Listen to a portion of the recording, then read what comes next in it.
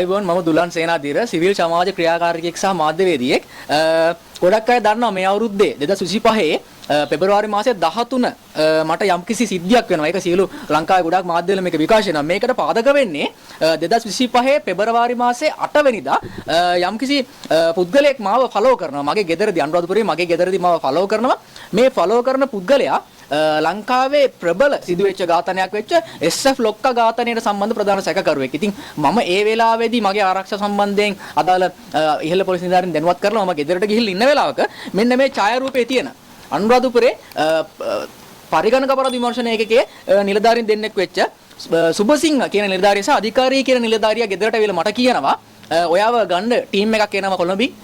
ඔයා සම්බන්ධ විමර්ශනයක් කරනවා. ඒකට ඔයාව ගන්න ටීම් එකක් එනවා. ඔයා එන්න අපිත් එක්ක යන්න කියලා. මම කියනවා එහෙම නිකන් මිනිස්සුන්ට එන්න කියන්න බෑනේ. නීතියක් තියෙන්න බෑ රටේ. ඉතින් මම කියනවා මොකද පොලිස් උතුමත් කියලා දින මිනිස්සුක කැඳවනවා නම් ඒකට හේතුවක් දක්වන්න ඕන සහ ඒකට දාලා ලියවිල්ලක් මොනවා හරි තියෙන්න ඕන කියන එක. ඉතින් මේ මොකුත් නැතුව එන්න කිව්වට යන්න බැරි නිසා මම කියනවා මට යන්න බෑ මේ සම්බන්ධයෙන්. ඔයාලා මොනවා හරි නීතිමය ලියවිල්ලක් පෙන්නන්න නැත්නම් මට හේතුවක් දක්වන්න කියලා. ඊට පස්සේ මේ නිලධාරීන් දෙන්න හරි කමන්නේ මලිවාට එන්න බැරි නම් කමන්නේ නැහැ කියලා ඒ නිලධාරීන් දෙන්න යනවා. ඒ යන්න කලිනුත් මම කියනවා මට හවස මෙහෙම සිද්ධියක් වුණා. මෙහෙම ප්‍රබල ඝාතනය කියන ප්‍රධාන සැකකරුවෙක් මට මේ විදිහට තර්ජනයක් කරනවා. මේ විදිහට මම ෆලෝ කරනවා කියලා. ඊට පස්සේ මේ නිලධාරීන් දෙන්න කියනවා ඒක කලබල වෙන්න එපා. ඔයා ගෙදර ඉන්නවද කියලා බලන්න. අපේ මැඩම් තමයි එයාව එව්ව කියලා. මම දන්නේ SF ලොක්කා ඝාතනයේ ඉන්න ප්‍රධාන සැකකරුවෙක් වෙච්ච හිටපු පොලිස් නිලධාරියෙක්. ඒ කියන්නේ වැඩ තහනම් වෙච්ච පොලිස් නිලධාරියෙක් එක්ක සයිබර් ක්‍රයිම් එකේ ඉන්න මැඩම්ට මොකද්ද තියෙන ගනුදෙනුව කියන එක මම දන්නේ නැහැ. ඒ සම්බන්ධයෙන් හොයන එක ගරු පොලිස් පුතුතුමාට බාරයි. ඊට පස්සේ මම ඒ සම්බන්ධයෙන් අදාළේ කට්ට විතර උන් දෙන්න හැරලා යනවා. කමක් නැහැ එන්න බැරි නම් ප්‍රශ්නයක් නැහැ කියලා. අත්තරංග කරගෙන වෙනවා නම් මම අර යන්න තිබ්බා අරන් ගියේ නැහැ. මට දැනුවත් කරෙත් නැහැ. ඊට පස්සේ මම දවස් දෙකක් විතර ඒ නිලධාරියෙන් අහනවා. මම කොහොමද එන්න ඕනේ? ඒ කියන්නේ මම කාවද හම්බෙන්න ඕනේ සර්? මම ගැන විමර්ශනයක් කරනවා. මම මගේ නීතිඥයොත් එක්ක මම යනවා CID එකට. මොකද මට CID එක කියන්නේ ලංකාවේ මිනිස්සු යන්න තියෙන තැනක් නේ. විමර්ශනයක් නම් අපි ගිහිල්ලා කට උත්තර දෙන්න ඕනේ. ඉතින් මම යන්න අහනවා. එතකොට මේ සුබසිංහ කියන නිලධාරියා කියනවා ප්‍රශ්නයක් නැහැ. ඔයාට යන්න බැර නම් කමක් නැහැ මල්ලි කියලා. එයා ඒ සම්බන්ධයෙන් මග අරිනවා. මට තොරතුරු දෙන්නේ නැහැ. කාවද හම්බෙන්න ඕනේ කියන එකවත්. මොන කොට්ටාශයද යන්න ඕනේ කියන එකවත් එයා කියන්නේ නැහැ.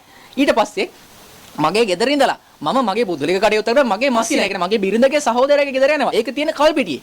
කල්පිටිය ප්‍රදේශයේ මම එහෙ ගිහිල්ලා දරුවොත් එක්ක සතුටෙන් ඉන්න දවසක හරියටම කිව්වොත් දිනේ වෙන්නේ පෙබරවාරි මාසයේ 13 රෑ 8:00 මාට විතර ගේ ඇතුළට පයින්නවා අඩ නිරුවතින් ෂර්ට් නැතුව මූණු වහගෙන 4 දෙනෙක් ගේ ඇතුළට පයින්නවා. මම දන්නේ නැහැ පොලිසියතුමා ඔබතුමා කියලා තියනවද මේ නිලධාරීන් මේ විදියට ගෙවල් වලට පයින්න කියලා. ඊට අමතරව අදාළ පොලිස් වසම දැනුවත් කරලා නැහැ. ඒ කියන්නේ කල්පිටියේ පොලිසිය දැනුවත් කිරීමේ ගුණතොරව මෙහෙම ඇවිල්ලා තියෙන්නේ.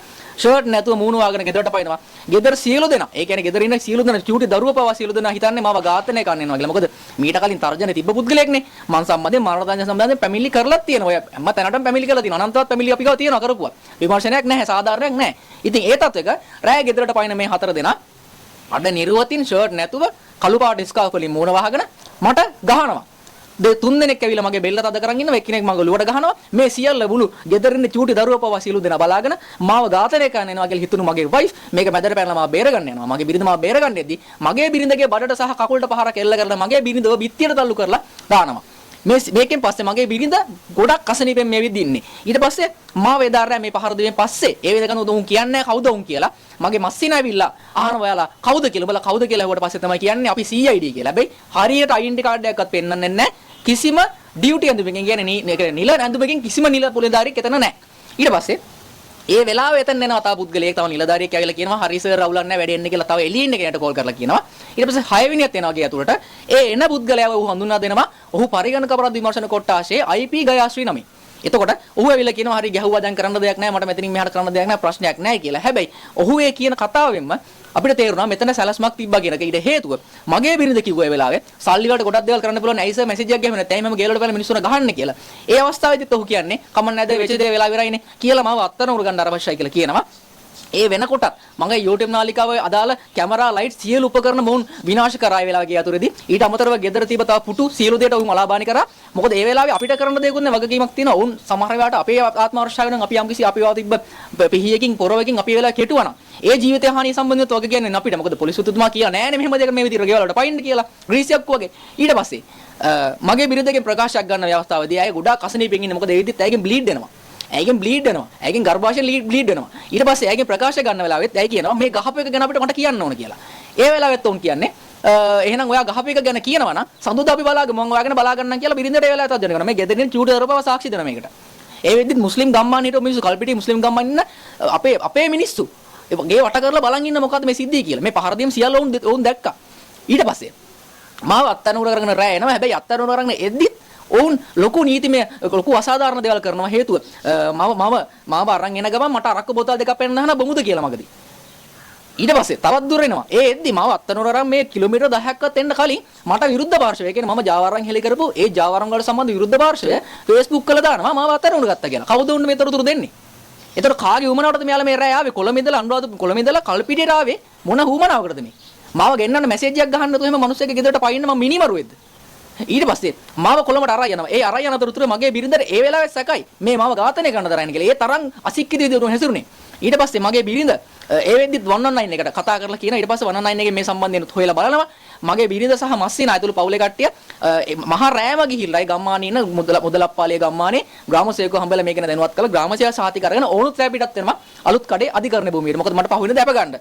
මාව ඊට පස්සේ කෙලිම වුණ අරන් යන්නේ අපරාධ පරීක්ෂණ දෙපාර්තමේන්තුවේ සයිබර් ක්‍රයිම් එකේ ඉන්න පරිගණක විමර්ශන කොට්ටාසිය උන්ගේ කාර්යාලය. මම එතකොට තමයි දන්නේ ඇත්තටම තහවුරු කරගත්ත මේක සයිබර් ක්‍රයිම් නිලධාරියන් ආවේ කියලා. නැත්තම් කිසිම තහවුරු කිරීමක් කරේ නැහැනේ.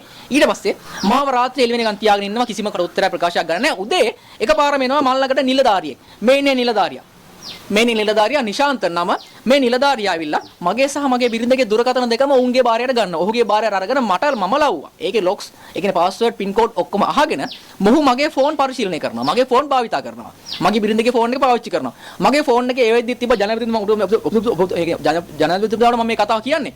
ඔබතුමා තේරුම් ගන්න ඕනේ. මේ රටේ ප්‍රබල ජාවාරම් සම්බන්ධයෙන් මම රටට හෙලි කරා, පැමිණිලි කරා, සාක්ෂි මගේ ෆෝන් වල තිබ්බා. මේ සියල්ල මොහු නිරීක්ෂණය කරා. ඊට පස්සේ ප්‍රබලම කාරණා තමයි මේ නිශාන්තන් කියන නිලධාරියා මගේ ෆෝන් එකේ තිබ්බා මම හෙලි කරපු මේ වෙද්දී අධිචෝදනා ගොනු කරලා තියෙන නාමල් රාජපක්ෂගේ ක්‍රිෂ් ගනුදෙනුව. ක්‍රිෂ් ගනුදෙනුව අදාළ වීඩියෝ දෙකක් මොහු මට බලපෑම් කරලා ඩිලීට් කරනවා ෆෝන් එකෙන්. මගේ ෆෝන් එකෙන් ඩිලීට් කරනවා. මගේ YouTube නාලිකාවේ මොහු ඩිලීට් කරනවා. ඒක තමයි මොහුගේ රැකියාව උනේ. මොහුට ගන්ත්‍රාට එක දුන්නේ කවුද? ඊට පස්සේ මගේ හරියට මට චෝදනාවක් කියන්නේ නැහැ. මට නීතිඥවරුන් දෙක කතා ගන්න අවස්ථාවක් දුන්නේ නැහැ. මාව හවස 4:00 නිකන් තියන් ඉඳලා මට පහර දීලා මම ගොඩක් අසනීපෙන් එද්දි මාව 4:00 නිකන් තියන් ඉඳලා මම අධික ඉදිරිපත් කරා අලුත් කඩේ. ඒ වෙද්දි අතිරේක මහේස්ත්‍රාත්වරයෙක් ගාවට ඉදිරිපත් කළා මාව දින 6ක් රක්ෂිත බන්ධනාගාරගත කරනවා. මම දින 6ම ඉන්නේ වැලිකඩ බන්ධනාගාර රෝහලේ. මම ප්‍රතිකාර ලබනවා එතනදී. ඊට පස්සේ මම පෙබරවාරි 20 මේ ප්‍රශ්නේ ඉවර වෙලා මම අප ලබාගෙන ගෙදර ඇවිල්ලා මේ සම්බන්ධයෙන් බලදී මම දන්නවා මම දැනගන්නවා මේක මේ මාධ්‍යයට කියලා තියෙන වෙන කතාවක්. නඩුවේ තියෙන ඇත්ත කතාව නේ මාධ්‍ය කියලා තියෙනවා. මම පස්සේ මේ සම්බන්ධයෙන් පොලිස් මාධ්‍ය කොට්ටාසියට යනවා. පොලිස්පති මහජන දිනයට ගිහලා මම යනවා. එතනදී පොලිස් මාධ්‍ය කොට්ටාසියේ හිටපු විස්තර විදුතුමා මට කියනවා මගේ නඩුවට අදාළව මගේ චෝදනාව නේද වෙන පුද්ගලයෙකුගේ චෝදනාවක් මාධ්‍ය කොට්ටාසියට කරලා තියෙනවා මෙයාලා. මම කොහෙක නිවැරදි කිරීමක් කරන්න. ඇයි නිවැරදි කරන්නේ නැත්තේ? ඇයි රටට බොරු කිව්ව මම ගැන? ඇයි මිනිස්සුන්ට මං ගැන වෛරයක් ඇති කරේ? මොකද්ද හේතුව කියලා. අද වෙනකම් මේ වෙද්දි මාස 10ක් ගිහිල්ලා තිනවා. තවම උන්ට බැරි වෙලා තියෙනවා මේ සම්බන්ධයෙන් නිවැරදි කිරීමක් කරන්න. ඊට පස්සේ මගේ බිරිඳ කල්පිටිය මහරෝහල ඊට පස්සේ අනුරාධපුර මහරෝහල ඇතුළු පෞද්ගලික රෝහල් කිහිපයකම අය මේ වෙද්දි කියන්නේ ඇඩ්මිට් වෙලා ප්‍රතිකාර ලබා දින මේ සීල අපි ගාව වාර්තා තියෙනවා. ආගේ වෛද්‍ය වාර්තා සියල්ල අපි ගාව තියෙනවා. ඇගේ ස්කෑන්ස් කරනවා. තවම ඇගේ රෝගය සම්බන්ධයෙන් නිශ්චිත වාර්තාවක් අරගෙන බැරිලා තියෙන මේ තියෙන ඇගේ ස්කෑන් කරපුවා. ඇගේ ගර්භාෂයෙන් තාමත් බ්ලීඩ් වෙනවා. ඉතින් පොලිස්පතිතුමා කියලා තියෙනවා මෙහෙම මිනිස්සුන්ට ගෙවල් වලට පැනලා ගහන්න කියලා. මේ සම්බන්ධයෙන් නිශ්ශබ්ද හිටියේ නැහැ. අපි ගිහිල්ලා ජාතික පොලිස් කමිෂන් එක මානව හිමිකම් කොමිසම ඊට පස්සේ ජනාධිපතිතුමා දැනුවත් කරලා තියෙනවා. පොලිස්පතිතුමා දැනුවත් කරලා තියෙනවා. මේ සියලු තැන් වලට පැමිණිලි කරලා තියෙනවා. ඒ සියලු තැන් වලින් විමර්ශන පටන් අරගෙනත් තියෙනවා. හැබැයි දැනට කියන්න කරන කඩුවේ මාස 10ක් තවම සාධාරණයක් වෙලා නැහැ. මේ වෙද්දි මේ නිලධාරීන් අපිට තවමත් බලපෑම් කරනවා. මේ නිලධාරීන් කාගේ උමරද? ඇයි මේ ඒක පාර්ශවික විමර්ශනයක් කරන්නේ? විමර්ශනයක් කරන ස්වාධීනව කරන්න ඕන එක. නේද? ඒක ස්වාධීනව ඒක පාර්ශවික කරලා අපිට ලොකු බලපෑමක් කරලා තියෙනවා. මම කියන්නේ පොලිස්පතිතුමා ගිල්ලන්නේ මෙච්චරයි. ඔබතුමා කියනවා නම් දැන් නිලධාරීන් අනීතික වැඩ කරන නිලධාරීන් සුද්ධ කරනවා කියලා. ආරම්භ කරන්න මෙතන. එතකොට මේ සුද්ධ කරනවා නම් මේ තියෙන මගේ වෛද්‍ය වාර්තා. මේ පහර දුන්න සියලු වෛද්‍ය වාර්තා අපි අරන් තියෙන්නේ. මේ දේවල් දීලත් ඇයි තාම මේ නිලධාරීන් මේ පුටුවල ඉන්නේ? සුද්ධ කරනවා නම් එතනින් පටන් ගන්න ඕනේ. මොකද කාගේ කොන්ත්‍රාත් එකකටද මේ වගේ ගෙවල් වලට පැනලා රැට ග්‍රීසියක් වගේ මිනිස්සුන්ට ගහන්නේ? මගේ බිරිඳ අසනීපෙන් ඉන්නේ මේ කවුද මේකට වගේ කියන්නේ? මං ඉල්ලා සිටිනවා පොලිස්පතිතුමනි හැකි ඉක්මනින් මේ සම්බන්ධයෙන් අවශ්‍ය ක්‍රියාමාර්ග ගන්න කියලා මේක ඔබතුමාගේ අවධානය පිණිසමයි මම කරන්නේ. මොකද පොලිසියට ලොකු කළු පැල්ලමක් ඇති කරපු කතාවක් මේක. මාධ්‍යර නොකියුවට මේ කතාව සම්බන්ධයෙන් දීර්ඝ කාලීන විමර්ශනයක් ගිහලා තියෙන හැබැයි තාම සාධාරණ කිරුවලා නැහැ. මම ඉල්ලන්නේ සාධාරණ ප්‍රමාණය. බොහොම ස්තුතියි.